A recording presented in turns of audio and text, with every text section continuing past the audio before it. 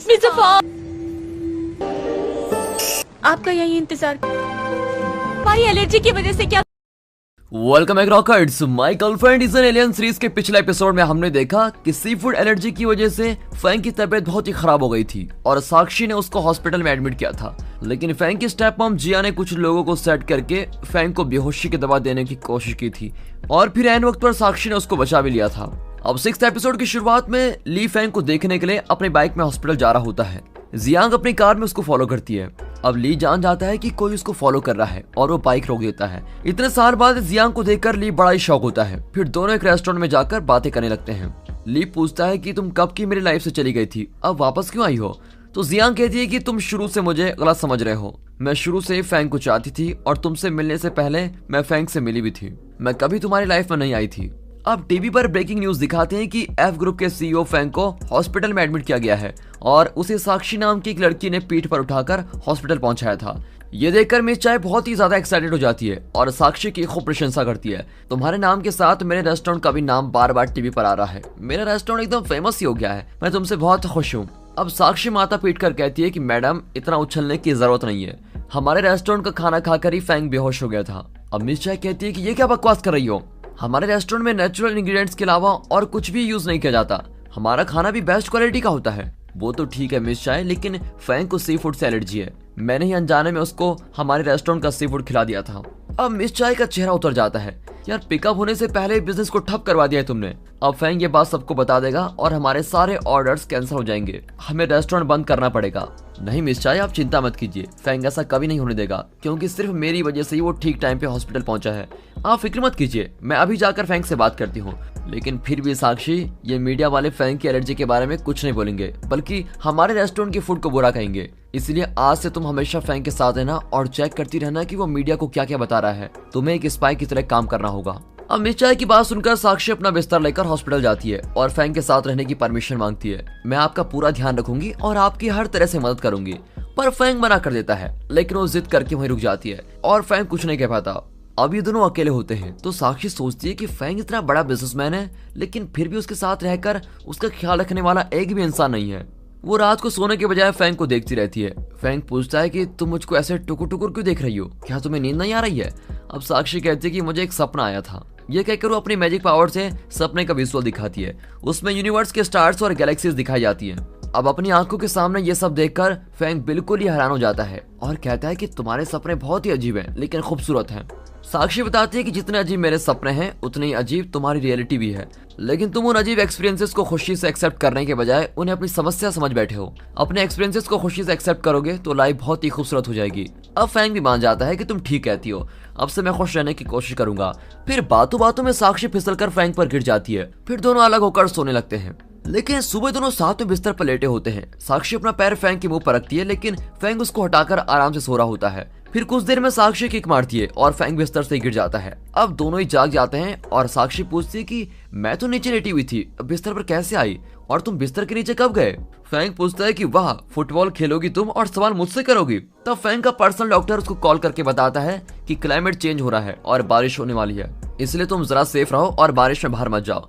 ये सुनकर फैंग बड़ा ही उदास हो जाता है और साक्षी से पूछता है कि अगर अचानक तुम्हारी मेमोरी मिट जाए तो तुम क्या करोगी?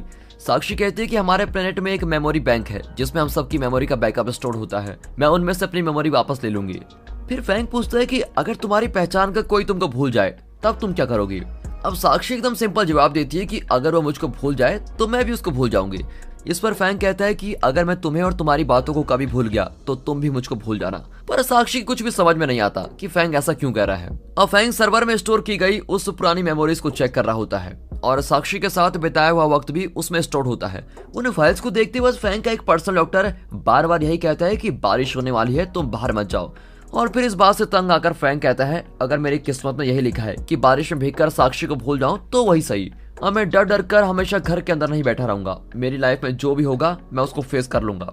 यहाँ जियांग को फैंग के हर मूवमेंट का पता चलता रहता है। दरअसल इस सर्वर रूम में काफी सिक्योरिटी मेंटेन की जाती है। हर तरफ कैमरा और सिक्योरिटी अलार्म होता है, लेकिन फैंग ये नहीं जानता कि जियांग का एक स्पाई हर वक्त उसके साथ है। वो फैंग की जानकारी के बिना ही उसके फोटोज क्लिक करता है और जियांग को भेजता रहता है।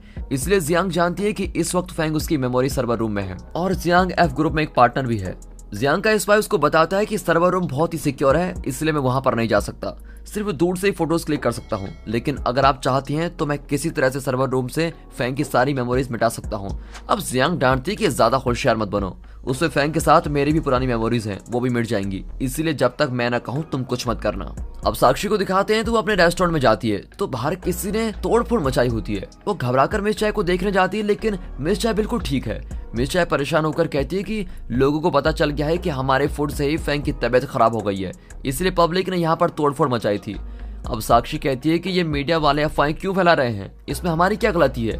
फैंग को सी फूड की एलर्जी है, लेकिन ये लोग रेस्टोरेंट पर फूड पॉइजनिंग का इल्जाम लगा रहे हैं। अब हमें प्रूव करना ही होगा कि वे सभी गलत हैं और हम सही हैं। लेकिन मिस चाय बहुत ही स्ट्रेस में कहती है कि मैं कुछ दिन वेकेशन पर जाने की सोच रही हूँ, और ये कहकर वो रेस्टोरेंट से बाहर चली जाती है। अब मिस चाय को इस तरह देखकर साक्षी को बहुत ही दुख होता है। फिर वो अपने कमरे में लेटी होती है। अचानक टोरी फिर से बोलने लगता है और साक्षी बहुत ही खुश हो जाती है। साक्षी टोरी को बताती है कि फैंग की तबीयत बहुत खराब हो गई है और इस वजह से लोग हमारे रेस्टोरेंट में तोड़फोड़ मचाने आने लगे हैं। यहाँ तक कि मिस चाय भी हार मान चुकी है। लेकिन टोरी एक सुपर आइडिया देता है। वो कहता है कि तुम इस बात पर इतनी परेशान क्यों हो रही हो, पब्लिक और मीडिया वाले चाहे जो भी कहें, फैंग तो जानता है ना कि प्रॉब्लम तुम्हारे फूड में नहीं है बल्कि उसकी एलर्जी में है। अगर वो खुद मीडिया को बता देगा कि इसमें रेस्टोरेंट की कोई गलती नहीं है तो सारे प्रॉब्लम्स खुद ही सॉल्व हो जाएंगे। तुम फैंग से बात करो, वो जरूर मान जाएगा। अब साक्षी फैंग से मिलने जाती है और उसके ऑफिस के बाहर वेट कर रही होती है। तो फैंग और उसका असिस्टेंट कार में आते हैं। साक्षी उससे बात करने की कोशिश करती है, लेकिन वो कार से बाहर ही नहीं निकलता और साक्षी को इग्नोर करने लगता है। अब फैंग को डर है कि अगर वो साक्षी के साथ क्लोज हुआ और बाद में उसकी मेमोरी मिट गई तो बेवजह साक्षी का दिल दुखेगा, इसलिए वो साक्षी को भूलने के लिए उसको इग्नोर करता रहता है और वहां से चला जाता है। फिर साक्षी बहुत देर इसी उम्मीद से वेट कर रही होती है कि फैंग लौट आएगा, पर वो नहीं आता। अब साक्षी टोरी से कहती है कि मैंने सोचा था कि इंसान अच्छे हैं, लेकिन न जाने उन्हें अचानक क्या हो जाता है। फैंग अब तक तो ठीक था, लेकिन अचानक मुझे इग्नोर क्यों करने लगा पता नहीं। खैर, फैंग मेरी मदद करे या न करे, मैं मिस चाय की मदद जरूर करूंगी। अगले दिन साक्षी ने मीडिया रिपोर्टर्स को रेस्टोरेंट में बुलाया होता है। वो प्रूव करना चाहती है कि उनके रेस्टोरेंट का फूड बहुत ही अच्छी क्वालिटी का है, लेकिन रिपोर्टर्स आते ही साक्षी से सवाल पे सवाल करने लगते हैं। मीडिया वाले पूछते हैं कि आपके रेस्टोरेंट का फूड खाने से ही मिस्टर फैंग को फूड पॉइजनिंग हो गई है, इस पर आप क्या कहना चाहती हैं? और आज तक आप कई लोगों को फूड डिलीवर भी कर चुकी हैं, क्या उन लोगों को भी फूड पॉइजनिंग हुई है?